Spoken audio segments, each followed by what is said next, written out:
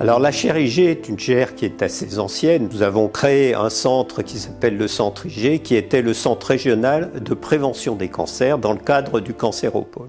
Au sein de l'Institut Présage, la chaire IG travaille plus particulièrement sur la prévention des cancers et sur les comportements face au cancer, notamment face à ce qu'on appelle les déterminants des cancers.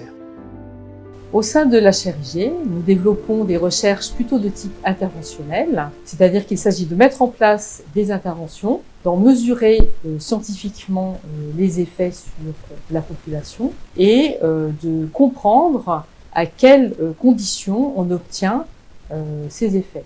Sur le domaine des perturbateurs endocriniens, nous avons mené une première recherche, un projet qui s'appelle COPADO, et où il s'agissait de développer des outils pédagogiques pour permettre aux adolescents en milieu scolaire de progresser sur la manière dont ils pouvaient faire face à l'exposition aux perturbateurs endocriniens.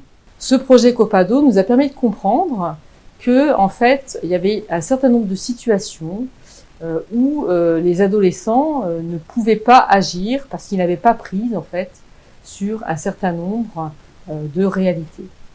Et c'est pourquoi, quand le Clara, Noveka et Saint-Étienne Métropole ont publié l'AMI, nous avons proposé un projet pour travailler sur la question des perturbateurs endocriniens dans la restauration collective.